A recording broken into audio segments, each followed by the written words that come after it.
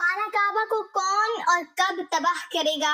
रसूलुल्लाह सल्लल्लाहु अलैहि वसल्लम ने फरमाया कि कयामत की सबसे बड़ी निशानी ये है कि एक मर्द मक्का में दाखिल होगा जो कि खाना काबा को गिरा देगा और उसके टुकड़े समंदर में फेंक देगा। उस आदमी की निशानी ये है कि वो बिस्मिल्लाहिर्रहमानिर्रहीम। नाज़रीन, खाना काबा अल्लाह का घर है और उसकी हिफाजत की जिम्मेदारी भी खुद अल्लाह ताला ने ली है, लेकिन ये कयामत की निशानियों में से एक निशानी है कि एक शख्स खाना काबा को गिराएगा। नाज़रीन, इस वाक़ये की तफसील से पहले आपको बताते चले कि जब यमन के बादशाह अब्रहा ने खाना काबा को गिराने की कोशिश की थी तो उसका क्या हश्र हुआ था। हुज़ूर अकरम सल्लल्लाहु अलैहि वसल्लम की पैदाइश से सिर्फ 55 दिन पहले यमन का बादशाह अब्रहा हाथियों की फौज लेकर काबा ढाने के लिए मक्का पर हमला आवर हुआ था। इसका सबब ये था कि अब्रहा ने यमन के दारुल सल्तनत सना में एक बहुत ही शानदार और आलीशान गिरजा घर बनाया और ये कोशिश करने लगा कि अरब के लोग बजाय खाना काबा के यमन आकर उस गिरजा घर का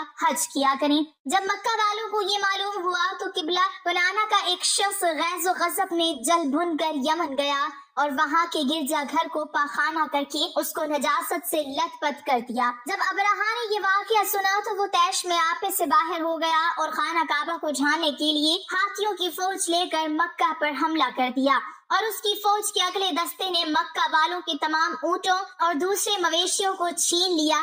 इसमें 200 या 400 ऊँट अब्दुल मुत्तलिब के भी थे। हजरत अब्दुल मुत्तलिब को इस वाक़ये से बड़ा रंज पहुंचा, चुनाचे आप इस मामले में गुफ्तगू करने के लिए उसके लश्कर में तशरीफ ले गए। जब अब्रहा को मालूम हुआ कि कुरैश का सरदार उससे मुलाकात करने के लिए आया है तो उसने आपको अपने खैमे में बुला लिया और जब हजरत अब्दुल मुत्तलिब को देखा कि एक बुलंद कामत, रौबदार और निहायत ही हसीन व जमील आदमी है जिनकी पेशानी पर नूरे नबूवत का जाहो जलाल चमक रहा है, तो सूरत देखते ही अब्रहा मरूब हो गया और बेइख्तियार तख्ते शाही से उतरकर आपकी ताज़ीम और तकरीम के लिए खड़ा हो गया और अपने बराबर बिठाकर दरियाफ्त किया कि कहिए सरदार कुरैश, यहाँ आपकी तशरीफ आवरी का क्या मकसद है? हजरत अब्दुल मुत्तलिब ने जवाब दिया कि हमारे ऊँट और बकरियां वगैरह जो आपके लश्कर के सिपाही हाँक लाए हैं, आप उन सब मवेशियों को हमारे सुपुर्द कर दीजिए। ये सुनकर अब्रहा ने कहा कि ऐ सरदार कुरैश, मैं तो ये समझता था कि आप बहुत ही हौसलामंद और शानदार आदमी हैं, मगर आपने मुझसे अपने ऊँटों का सवाल करके मेरी नजरों में अपना वकार कम कर दिया।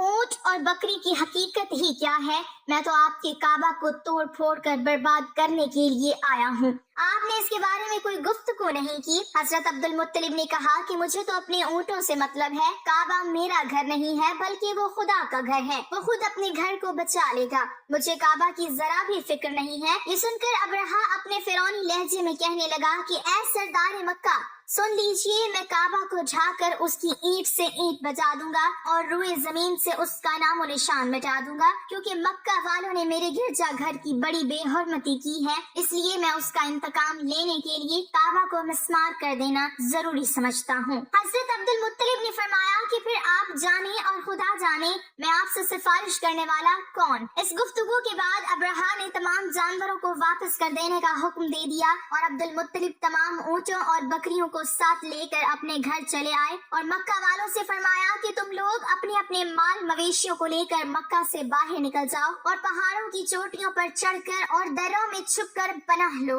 मक्का वालों से ये कहकर फिर खुद अपने खानदान के चंद आदमियों को साथ लेकर खाना काबा में गए और दरवाजे का हल्का पकड़कर इंतहाई बेकरारी और गिरियाज़ारी के साथ दरबारी बारी में इस तरह दुआ मांगने लगे कि अल्लाह, बेशक हर शख्स अपने अपने घर की हिफाजत करता है, लिहाजा तू भी अपने घर की हिफाजत फरमा और सलेब वालों और सलेब के पुजारियों यानी ईसाइयों के मुकाबले में अपनी इताअतशारों की मदद फरमा। हजरत अब्दुल मुत्तलिब ने ये दुआ मांगी और अपने खानदान वालों को साथ लेकर पहाड़ की चोटी पर चढ़ गए और खुदा की कुदरत का जलवा देखने लगे। अब्रहा जब सुबह को काबा ढाने के लिए अपने लश्कर जरार और हाथियों की कतार के साथ आगे बढ़ा और मकामे मगमस में पहुंचा तो खुद उसका हाथी, जिसका नाम महमूद था, एकदम बैठ गया। हर चंद मारा और बार बार ललकारा मगर हाथी नहीं उठा। इसी हाल में कहरे इलाही अबाबीलों की शक्ल में नमूदार हुआ और नन्हे नन्हे परिंदे, झुंड के झुंड जिनकी चोंच और पंजों में 3-3 कंकरियां थी, समंदर की जानिब से हरम काबा की तरफ आने लगे। अबाबीलों के इन लश्करों ने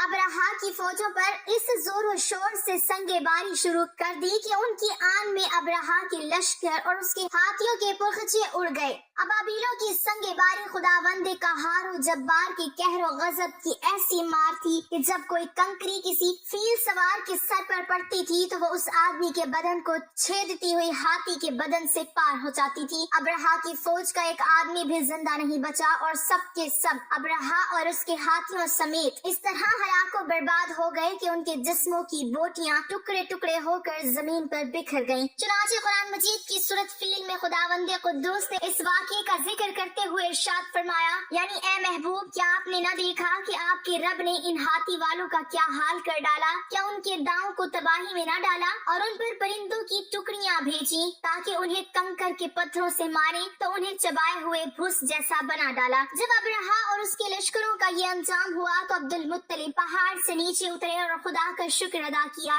उनकी इस करामत का दूर दूर तक चर्चा हो गया और तमाम अहले अरब उनको एक खुदा रसीदा बुजुर्ग की हैसियत से काबिले एहतराम समझने लगे। तो नाज़रीन, अब आपको इस वाक़े के बारे में बताते हैं जो क़यामत के नजदीक पेश आएगा और जिसके बारे में हज़रत मोहम्मद मुस्तफ़ा सल्लल्लाहु अलैहि वसल्लम ने फरमाया था। अल्लाह पाक का आप सल्लल्लाहु अलैहि वसल्लम पर खास करम ये है कि आप सल्लल्लाहु अलैहि वसल्लम को अल्लाह पाक ने तमाम उलूम अता फरमाए जिनका तसव्वुर हमारा इंसानी जहन कभी नहीं कर सकता। जो बात हमारे नबी सल्लल्लाहु अलैहि वसल्लम ने फरमा दी वो पूरी होकर रहेगी। अल्लाह पाक इरशाद फरमाते हैं, और वो कोई बात अपनी ख्वाहिश से नहीं करते, वो तो नहीं मगर वही जो उन्हें की जाती है। अल्लाह के इल्म के समंदर के मुकाबले में नबी अकरम सल्लल्लाहु अलैहि वसल्लम का इल्म एक कतरा है, मगर आप सल्लल्लाहु अलैहि वसल्लम का ये कतरा तमाम मखलूक के लिए एक समंदर के बराबर है। ये बात सच है कि हम आप सल्लल्लाहु अलैहि वसल्लम के इल्म के बारे में अंदाजा नहीं लगा सकते। अल्लाह की जात तो बहुत ही वसी है,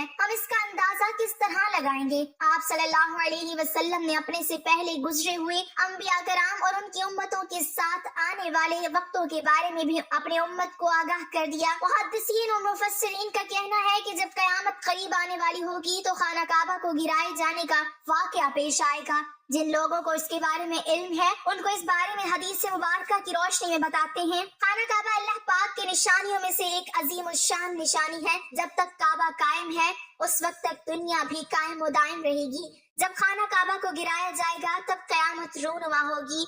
जब कयामत करीब आएगी एक बदबख्त हबशी खाना काबा को गिरा देगा, फिर कयामत आएगी। उस कमीने हबशी के बारे में आप सल्लल्लाहु अलैहि वसल्लम ने इरशाद फरमाया, उस हबशी की शक्ल और सूरत ऐसी होगी कि वो छोटी पिंडलियों वाला हबशी खाना काबा को गिराएगा। जबकि बुखारी शरीफ में लिखा है कि रसूलुल्लाह सल्लल्लाहु अलैहि वसल्लम ने फरमाया, गोया मैं उस हबशी को देख रहा हूँ, वो काला और चौड़ी टांगों वाला है, काबा के पत्थर और ईंटों को उखाड़ उखाड़ कर फेंक रहा है। बुखारी शरीफ में है कि कुर्बे कयामत के वक्त हज़रत ईसा अलैहिस्सलाम के पर्दा करने के बाद जब लोगों के सीनों से कुरान पाक अल्लाह उठा लेगा तो उसके बाद वो बदबख्त हबशी खाना काबा को गिराएगा। इस हदीस में अफज लफ्ज का इस्तेमाल हुआ है और अफज वो है जो अकड़ता हुआ चले या चलने में उसके दोनों पंजे नजदीक रहें और दोनों एड़ियों में फासला रहे। वो हबशी मरदूद जो कयामत के करीब खाना काबा को ढाएगा वो उसी शक्ल का होगा। दूसरी रिवायत में है कि उसकी आंखें नीली, नाक फैली हुई होगी और पेट बड़ा होगा। उसके साथ और लोग होंगे। वो काबा का एक एक पत्थर उखाड़ डालेंगे और समंदर में ले जाकर फेंक देंगे। ये कयामत के बिल्कुल नजदीक होगा।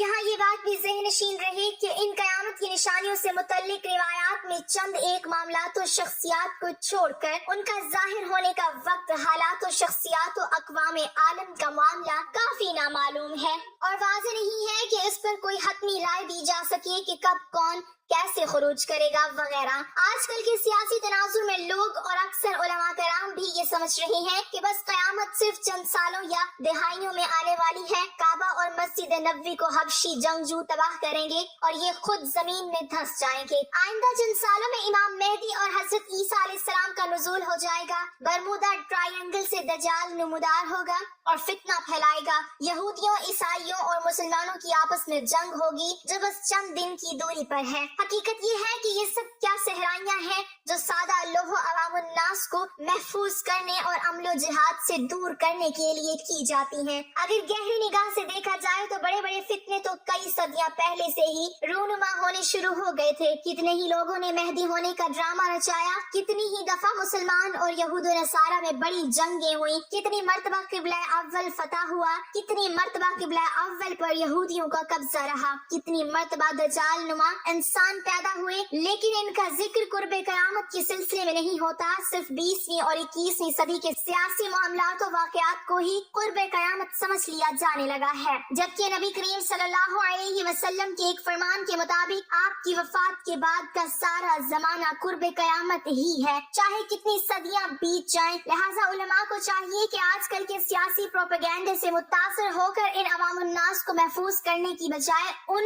نیک اعمال و جہاد فی سبیل اللہ کی ترغیب دیں۔ اللہ تعالیٰ سے دعا ہے کہ اللہ ہمیں نیک کام کرنے کی توفیق دے اور برائیوں سے دور رہنے کی ہمیں ہمت و توفیق عطا فرمائے، آمین۔ ناظرین، کمنٹ باکس میں اللہ تعالیٰ کے 99 ناموں میں سے ایک نام ضرور ٹائپ کریں۔